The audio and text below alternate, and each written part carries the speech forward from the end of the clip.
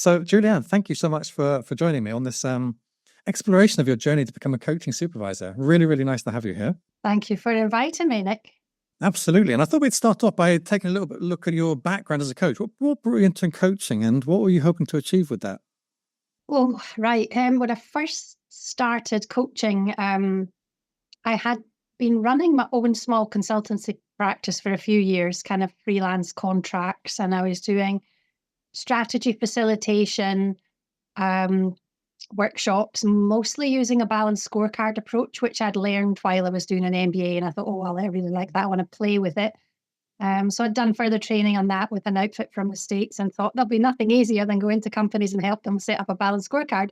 That part wasn't so easy, but you could do it, But the challenge you found was when you're setting up a scorecard, you were looking at business priorities and you had targets for stuff.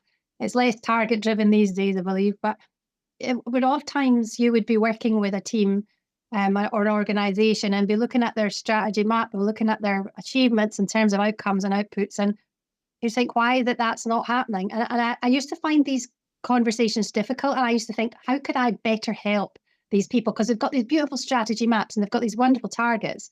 How can I help them get there? Because it was like, you've got your analogy, the balanced scorecard people use. It's like if you're piloting an airplane, their scorecards, the dials on the dash to show you where you're going, that's how I got started, really. And I got invited to do some work with some high growth SMEs in Ireland because I was working with a colleague at the time and I was providing strategy facilitation workshops while he was doing kind of fairly senior executive coaching.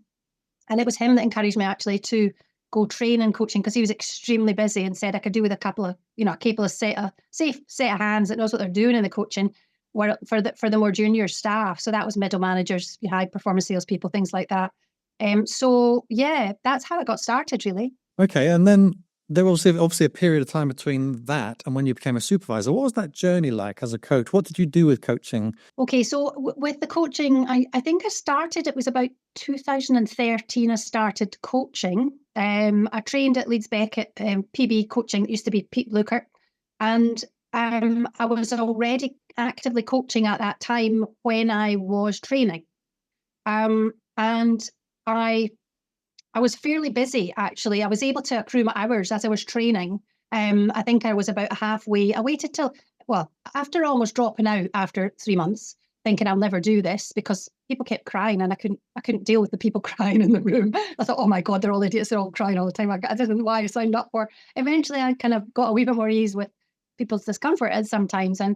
And so I think I was more than halfway through my studies, about 6 months in, and then I was starting to coach for my colleague. And so I had a bit of a baptism of fire as a completely rookie newbie coach in fast-moving environments. So mostly what I ended up getting was the bits that the senior coach didn't want, which was mainly the women balancing life and work and everything else. So I would get, most of the girly stuff. It was considered I was better equipped to deal with it. So I did that for a few years. And then I think it was just before I started training as a coach, I'd gotten kicked in the head by a horse. I don't know if you can see that mark there. So that one's not a wrinkle. There's a few wrinkles at that one's a scar. And I think it was the same year I started training coaching, I got kicked in the head. And I'd spent most of my early career working hands-on with horses as a horse riding instructor. And then I'd gone to London to get what my family called a proper job. It was in a private corporate business. And I kind of wasn't sure what to do with this horse thing. So after being coaching people online, mostly it was before we started using Zoom, it was Skype, I think we used then in those days, where you got that real added benefit of being able to see your own face in the wee corner, which is a big difference to coaching in a room. And then I decided to further my training to learn how to do coaching in the space with a horse. So the horse is like a co-facilitator. So it's almost like the real live metaphor in the, a bit like chair work or whatever else you're doing, but you've actually got a living, breathing horse in the mix with you. So I trained in that a couple of years later. So as well as doing executive coaching online, I began to start building in leadership development and youth transition coaching, but working with horses. So that sort of started about 2015 when I started that. So a lot of my work in recent years, since lockdown actually, has been horse related. And in 2020, I'd done a few of these projects with a colleague who I set up our CIC with, Mike Delaney. He's a very experienced psychotherapist in that space with horses. And he and I had done a couple of pilot projects together. I had my company, was Balanced Strategy Solutions, and he had his therapy thing, and we thought we could work together. And then we thought, actually, we've enjoyed this. We're quite good at it together in this space. Why don't we set up something where we can work together, deliver leadership development with horses, and any profits that are left, we reinvest into youth, pro bono or highly subsidized therapy for young people that need it. And we just got started. We set up in February 2020. So you can imagine within the next few weeks what happened. Everything was in lockdown. Everything was in crisis. Mike got COVID. He got stuck in Barbados. Nice place to get stuck, I think. But so that's mostly what I've been doing with it over the last wee while. So my coaching probably has tailed off a little bit more now. In fact, it's tailed off quite a bit in the last 4 or 5 years. It's more being a supervisory role because I've been training people in how to coach in that space with a horse. Got it. Okay. So we're going to get to the supervision part now, but I'm guessing any listener to this might go like, wow, what's the end of that story? Like there you were in lockdown. Oh, yeah. How did you survive that period? What happened to your business? Well, it was interesting for us, lockdown. We'd written a business plan. We'd had a small pot of funding from the Scottish government who said, yes, absolutely, you can have this first port grant for startup, which enabled us to create a website and get branded clothing and just basic stuff for startup. But then when I went back to them and said, hey guys, can I tweak the business plan a bit because we can't deliver on the ground, but I'm getting asked for requests for support from member groups of Riding for the Disabled because they're kind of gearing to open up, but they don't know what to do. And that we've hired a few of these centres over the years to do what we're calling equine facilitated learning and development. It's really coaching in that space or therapy in that space with a horse, depending on the scope of practice of the facilitator. So we started off with a dear friend of mine who's since passed away with her iPhone recording little snippets of horses during lockdown, horses getting their feet in the field because there was limited people were able to go do essential tasks for animal welfare. So she would record as much as she could and then she'd send them to me. And then Mike was in Barbados and I was in Stirling at the time. And we started running evening classes to teach people what it is that we do when we just turn up and stand and look at your herd of horses and people just stand and look at them and chat a little bit about it. And people go, what are they doing? They're not riding the horse. They're not even doing anything with it. They're all just standing about chatting. But hey, isn't that good? They're paying us money to do it. So that's how I ended up, if that makes sense. Yeah, no, it's fantastic to see how you pivoted and flexed with the reality of life, which is, one of the skills you get, isn't it, as a coach and an entrepreneur. Yeah, we had to. I mean, it was just necessity. And I think it was, I think partly because I've been in the horse world since I jacked out of uni as a teenager, and I'm fairly well known in Scotland for being probably a bit of I'm certainly not known as a rule follower, that's for sure. I'm always a rule challenger. And a few people have said, thank you for chipping in your insight. Eventually we get there.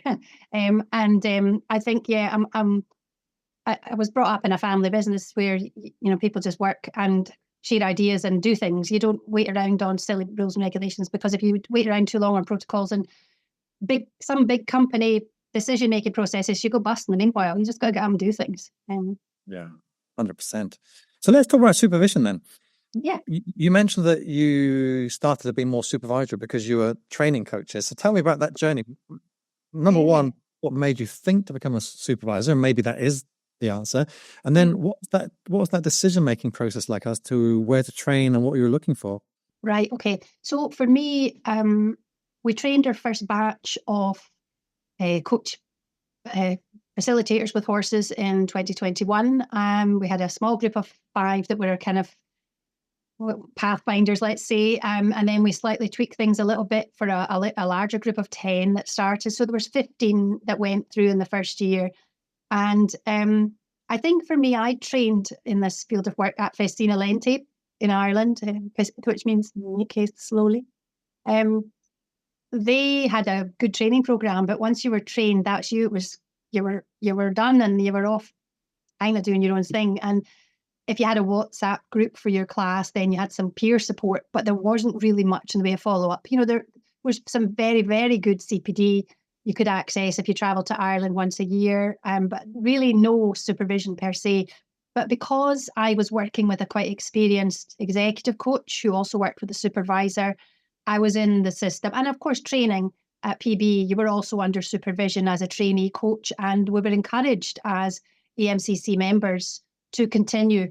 For me, I had this vision that if we were going to do the Equiscotia diploma, that Mike and I had shaped the syllabus around about all the strengths of other courses we had done, and also we wanted to fill the gaps of the things that were missing for us. So I said I'd really like to make it so that we build in supervision. The reality is we've not done as much supervision as I would like to have done. However, as our trainees are training, we've got a range of people who are supervisors. So we've got Mike Delaney, who's a psychotherapist. We've got Ella Jones on the south coast of England, who's also a well-trained psychotherapist and trained as a supervisor too. So, and I was kind of then left with the horse people and the non-therapy people. So I thought, okay, I'd like to know what I'm doing with this in terms of supervision. And I actually just Googled, and then you ran, I don't know if you remember it, but you ran one of those dive in workshop things, find out more about us. And there was a lot of sensible questions asked, because it was really, different people, and still today trying to explain to people who are not coaches or therapists what supervision is. They don't get it. They think it's like supervision in the workplace and you're supervising that you're doing things okay and telling you when and what to do sort of thing. And I'm like, no, that's not what it's about. So for me, there was this piece where while they were training, they were needing mentoring and a lot of steering. But once they were up and away and they were practicing with clients, we needed to find a way where I felt equipped to hold space and provide an appropriate support and challenge for them as coaches. And whilst I was a more experienced coach than them, I was still, in the big picture of things, a relatively new to the coaching game. So I thought, actually, I think I really need to upskill here.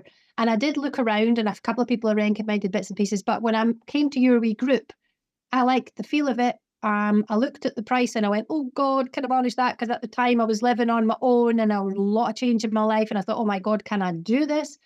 But then I spoke to the girls and said, actually, can I pay it up in installments and things like that? And so they were really helpful and really flexible. And at one point I got really stuck. My health wasn't good. And I think I was a wee bit late with a payment, and the girls were so understanding. And we got through it. I did all my classes, I did all my assignment, paid all my bills, and done. All of a sudden we're done. And I used it so much, actually. Can't tell you, it's been very, very helpful. Lots of recommended reading and nice colleagues on my course, and yeah, it was good. That's great to hear how you're treated, but also your experience. When you went through the course, what if anything surprised you or was different than you expected about the supervisory process, from versus say coaching or being a mentor or something like that? I don't think there were any huge surprises really, in that because I'd been in the coach's chair with a supervisor. I think the big thing for me was just gaining that wee bit more confidence, because I hadn't been in a training role. When I was training at PB, you were regularly looking at all best practice. You were under supervision and all that stuff. I'd kind of floated and gotten busy and then got quiet. And then, I kind of hadn't had much structure to my personal development. And I think the highlight for me in the whole course was probably most of Yannick's classes. Because I really get the way Yannick and Beatrice's supervision bowls really were, for me, that the bits that I looked forward to the most. I enjoyed it all, but they were slightly more my style. And I think, if anything, I quote Yannick in classes a lot, actually, because of some of the stuff that he does through existential work. And I think it's challenging the norms is the thing. And it was, because we train people in first aid for mental health as well as the equine facilitated learning. And a lot of it's about, it resonates very, very closely with, I'm doing a wee top-up course with you on the Thursday nights with trauma and coaching. So a lot of what's being talked about there is what we do already with horses. But again, with all these different experts, I'm getting lots of other wee nuggets that are helping to supplement what we're doing already. It aligns beautifully with how we teach people to regulate themselves in order to hold space for others.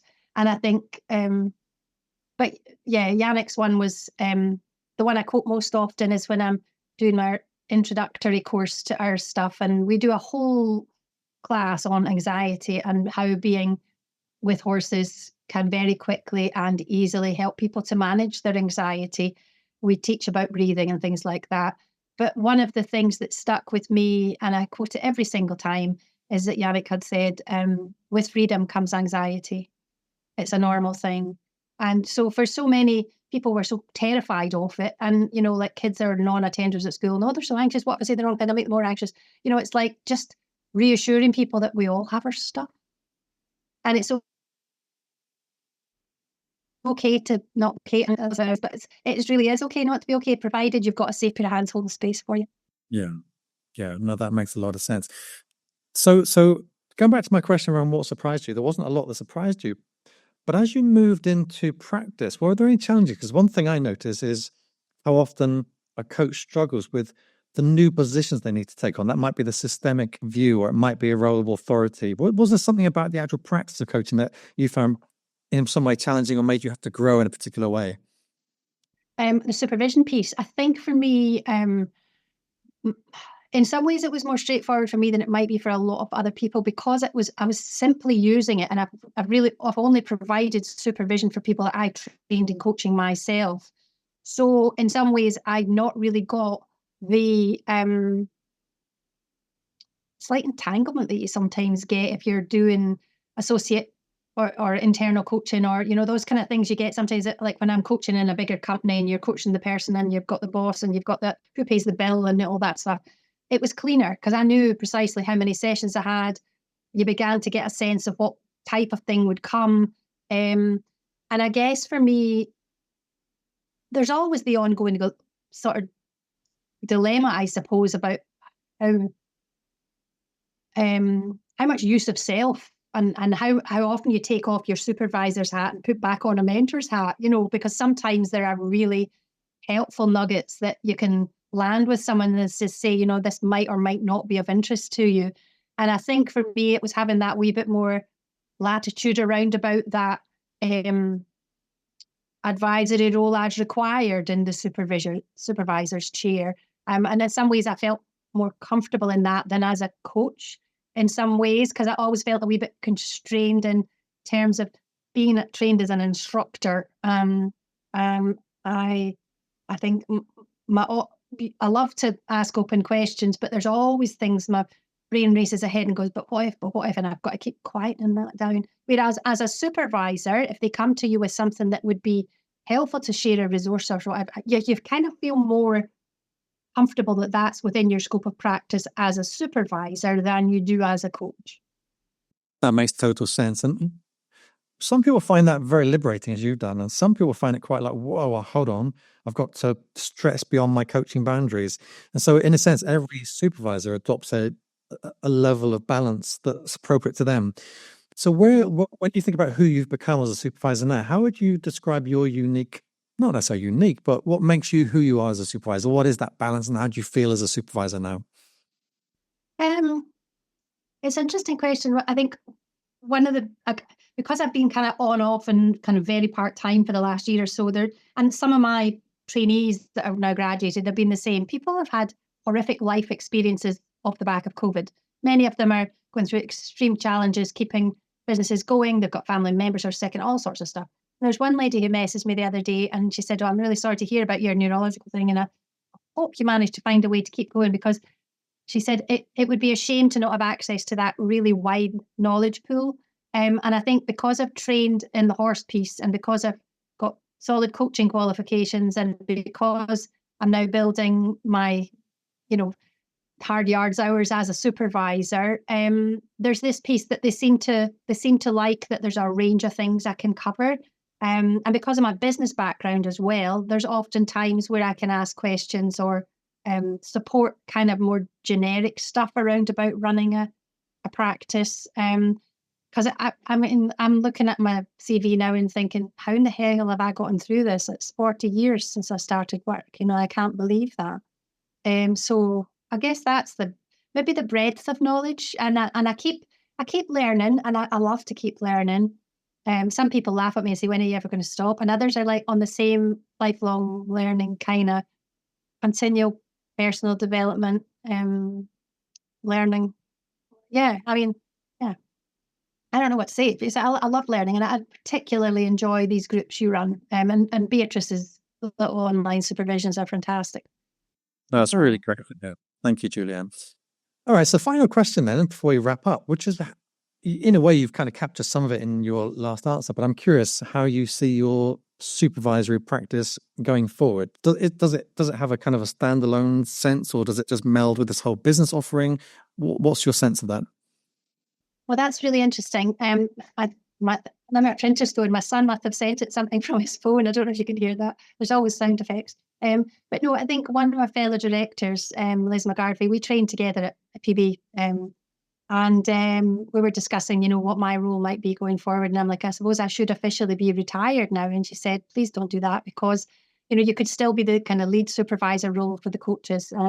And that because that would be such a loss to not do that. So I think for me, my role will be doing fewer hours for the CIC, mostly as a volunteer, to be honest. And I will do a small amount of hours, but I will do more coaching and probably scale to doing only supervision, rather than the wide range of stuff I've been covering in the last few years. So I will be honing in on that skill to help continue to grow our network. So at the moment, we've got 50 people across the UK, like from the Isle of Lewis all the way down to the South Coast.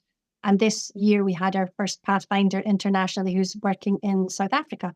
So I've actually got another team member supervising her because she's an occupational therapist, and it's a better fit for them to work together. An OT supervisor and an occupational therapist in that coaching role is a really good fit.